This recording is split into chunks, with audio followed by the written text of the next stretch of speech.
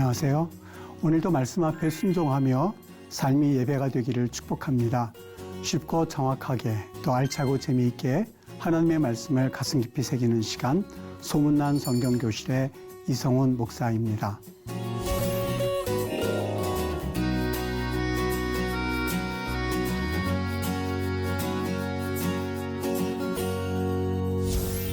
지난 시간에 나눈 내용 기억하시죠? 지루한 레위기 물음표라고 말씀을 드렸는데 그 부분에 이어서 오늘 여러분과 나눌 이야기는 제사 제도를 통하여서 예수님을 알 수 있는 그런 내용이기도 합니다. 그래서 화목제물 이야기라는 제목을 가지고 여러분과 함께 이야기를 나누도록 하겠습니다.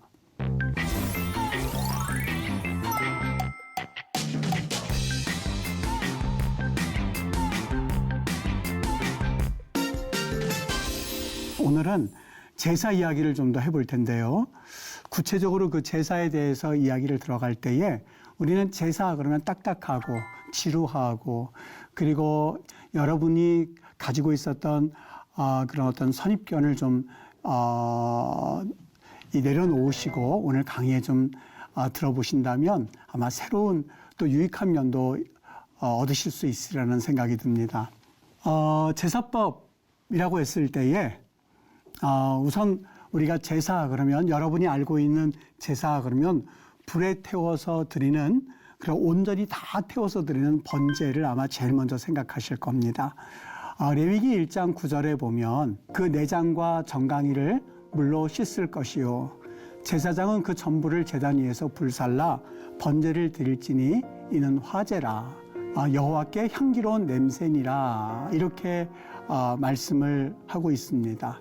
여기 내장과 정강이를 물로 씻는다라고 그랬는데 이 번제에 대한 다시 말하면 제사에 대한 기능을 우리에게 말씀해 주고 있죠.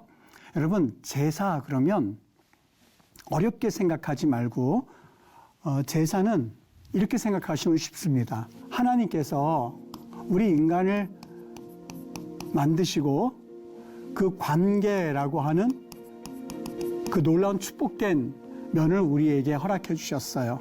화목했어야만 할 이 관계가 인간의 죄로 인하여서 깨어지고 하나님과의 약속은 깨어졌습니다.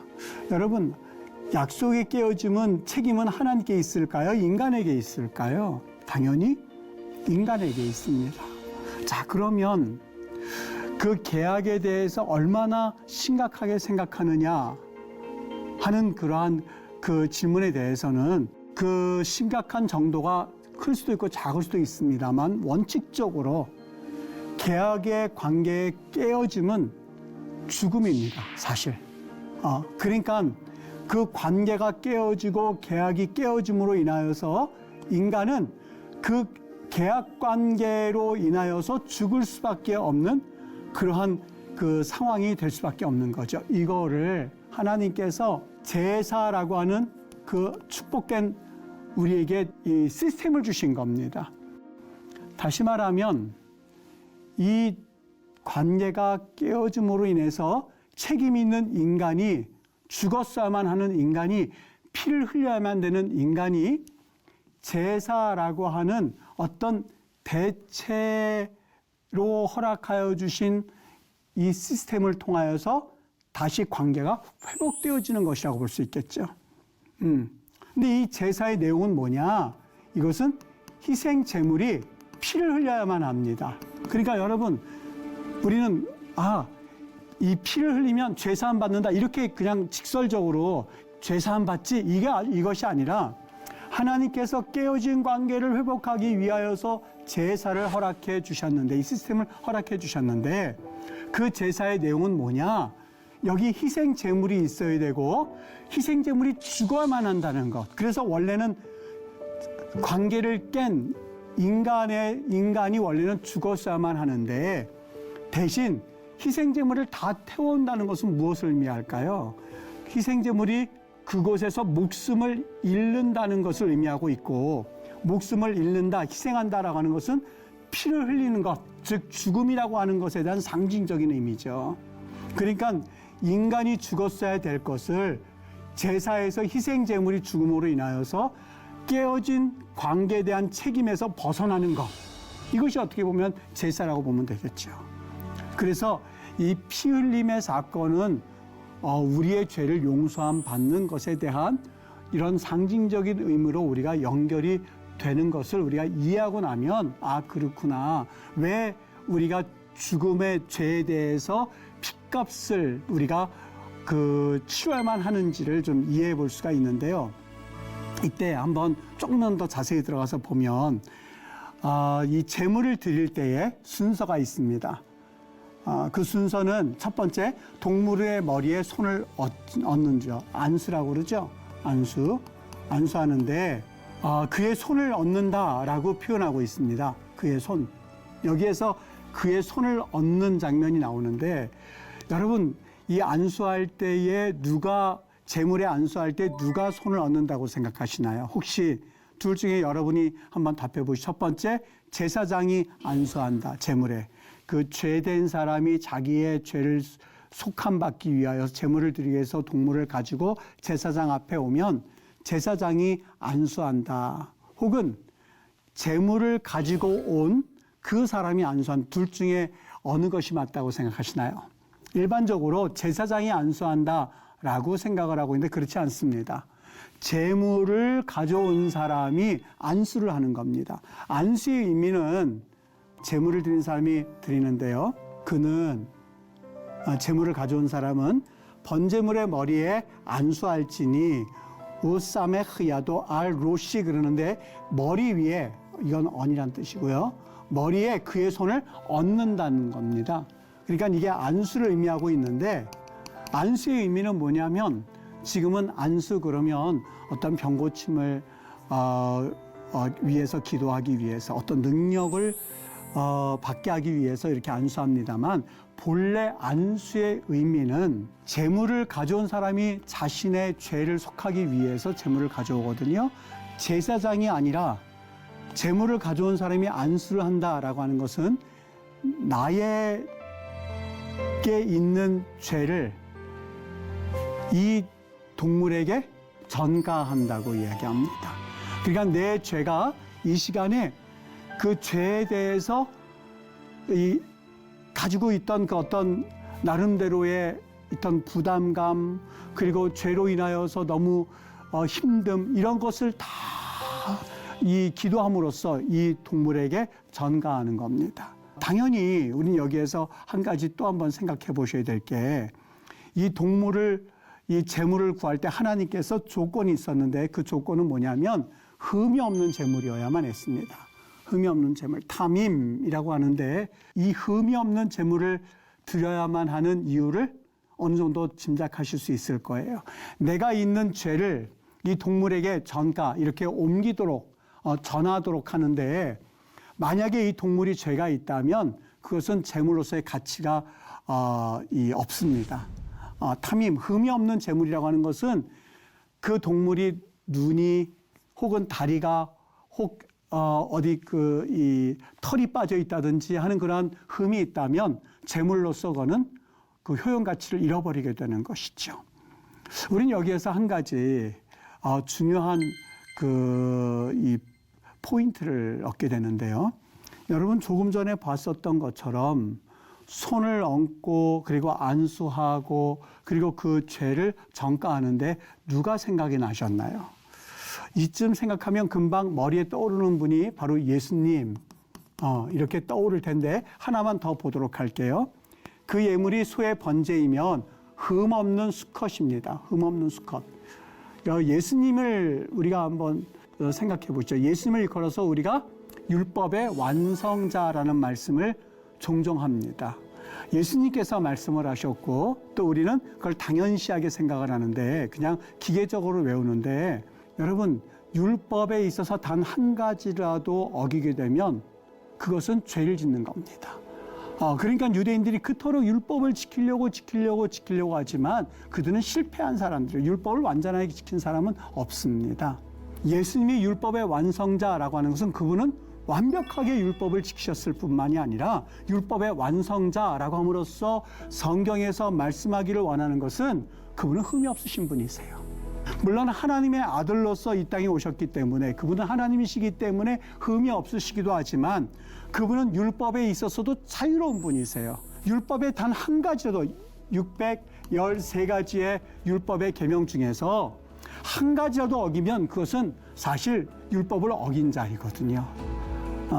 예수님은 613가지 율법에 대해서도 그분은 완벽하게 그리고 그분은 무흠하신 분을 가리키고 있어요. 예수님을 생각나게 또 한 가지는 재물을 가져왔는데 그 재물을 잡는 사람이 누구라고 생각하나요? 제사장일까요?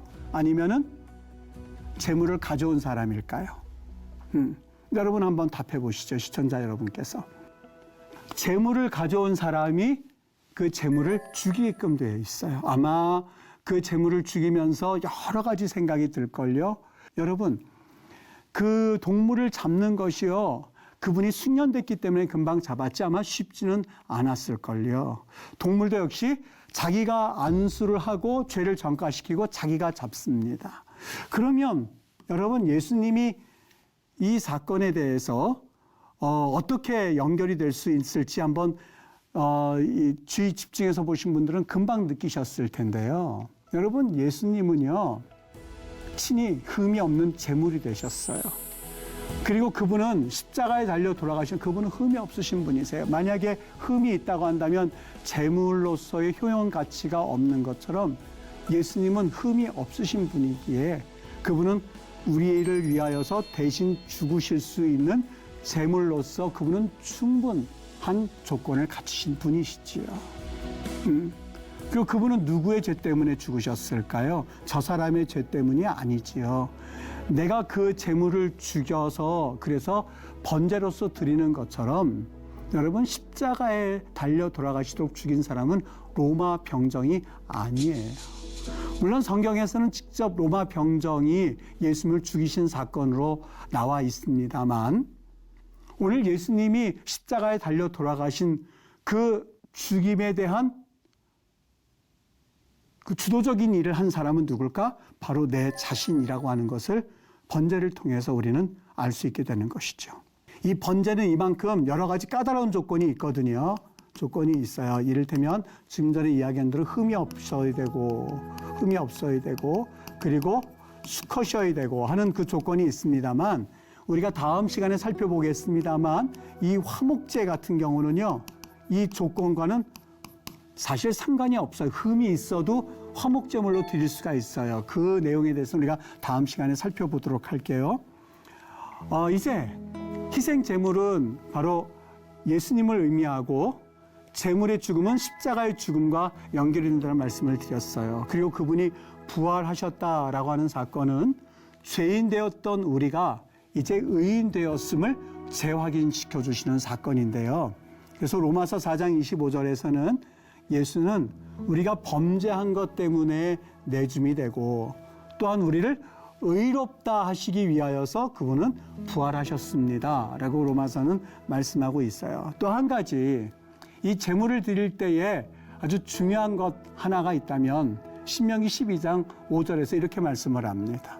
오직 너희의 하나님 여호와께서 자기의 이름을 두시려고 너희 모든 지파 중에서 택하신 곳인 그 계실 곳으로 찾아 나아가라 그렇게 말을 합니다. 여기 택하신 곳이 하마콤이라고 되어 있어요. 하마콤. 이거는 정관사고요. 이거는 장소란 뜻입니다. 즉 그 장소거든요. 즉 정해진 장소를 의미합니다. 정해진 장소. 아무 데서나 제물을 드릴 수 있는 것이 아니라 가까운 데 찾아가서 그냥 제물을 드리면 되는 것이 아니라 그들이 꼭 하나님께서 정하신 장소까지 와야만 하는 것이죠. 그게 어디일까? 첫 번째 회막은요. 어디에 있었냐면 시내산에 있었습니다. 40장 2절 말씀이에요. 너는 첫 번째 달 초하루에 성막, 곧 회막을 어디에 세우라고요? 시내산이에요. 시내산. 네, 세우고 그들이 시내산에 있을 때 일이었거든요. 그러니까 여러분 이거 제가 정리해 드리니까 잘 한번 보세요. 법궤가 있고요. 법궤가 있고 성막이 있어요. 법궤는 때로는 블레셋 민족에게 빼앗겨서 막 돌아다닐 때도 있었거든요. 그때도 거기에 회막이 있었던 건 아니에요. 법궤는 법궤대로 블레셋 사람에 의해서 돌아다녔던 시간도 있었고, 회막이 이동 장소가 있었는데, 물론 명확하게 성경에 대해서 그것을 언급한 장소도 있고 언급하지 않은 장소도 있는데, 그걸 정리할 테니까 한번 가만히 살펴보시죠. 첫 번째 회막은 시내산에 있었어요. 그 다음에 회막은 어디 있었느냐? 물론 광야에 같이 구름 기둥과 불 기둥을 따라서 움직이고는 있었습니다만, 약속의 땅에 왔을 때 그들이 정착했던 장소는 어디였었죠? 그렇죠, 길갈이었었어요. 그런데 성경에는 회막이 길갈에 있었다라는 장면은 없었습니다만, 그들이 길갈에 머물렀던 것을 감안해 보면 시내산 이래 그 회막은 길갈에 있었던 것은 분명해 보여요. 근데 길갈이라고 하는 장소가 사람들이 거하기에는 좀 이 황량한 땅이기도 합니다. 그래서 이 길갈에서 그들은 아마 실로로 옮겼음을 알 수가 있는데, 당연히 그들이 옮긴 장소에다가 회막을 설치했을 거예요. 여호수아 18장 1절, 이스라엘 자손의 온 회중이 실로에 모여서 거기에 회막을 세웠으며, 그러니까 회막에 대한 언급은 물론 길갈에서는 없습니다만 시내산, 그 다음에 길갈, 그 다음에 실로로 옮겨졌을 거예요. 여러분, 이때 무슨 사건이 있었냐면, 실로에 있을 때에 이스라엘 백성들이, 예루살렘이고 실로 정도가 있거든요. 에벤에셀이라는 곳에서 블레셋 민족들과 전쟁을 하는 장면이 나옵니다. 전쟁을.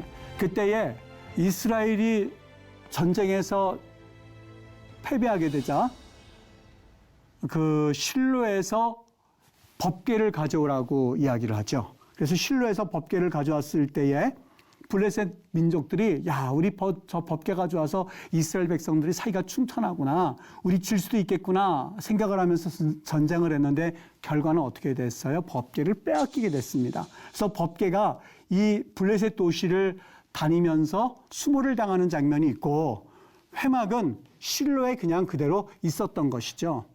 그리고 네 번째 회막은 어디에서 발견됐냐면, 노비인데 다윗 시대에 이르러서는 노베 가서 제사장 아히멜렉에 이르니, 아히멜렉이 떨며 다윗을 영접하며 그에게 이르되, 어찌하여 내가 홀로 있고 함께하는 자가 아무도 없느냐라고 하면서 다윗이 그곳에서 제사장만이 먹는 떡을 구하는 장면을 보게 됩니다. 그래서 이 노베 바로 회막이 있었구나 하는 것을 우리는 미루어 짐작할 수가 있죠. 그 다음에 회막은 어디 있었느냐? 예루살렘입니다. 예루살렘. 하나님의 궤를 메고 들어가서 다윗이 그것을 위하여 친 장막 가운데 두었다라고 한 것을 보면, 법궤는 바로 블레셋 민족에 따라서 몇 번 옮겨 다녔습니다만, 그래서 법궤와 회막을 혼동해서 우리가 이해할 것이 아니라 따로따로 분류해서 법궤가 다녔던 장소와 회막이 다녔던 장소를 우리는 분류해야만 하거든요. 그래서 회막은 다시 정리해서 말하면 첫 번째 시내산, 그 다음에 옮겨서 있는 곳이 길갈, 물론 광야에서 다녔던 것들은 우리가 빼고요. 약속의 땅에 들어와서는 길갈에서는 성경에서 회막이 있었다는 그런 기록은 없습니다만 분명히 있었을 겁니다. 그 다음에 실로, 눕이라고 하는 장소고, 그 다음에 예루살렘에 이르러서는 두 개로 나뉘어지게 됩니다.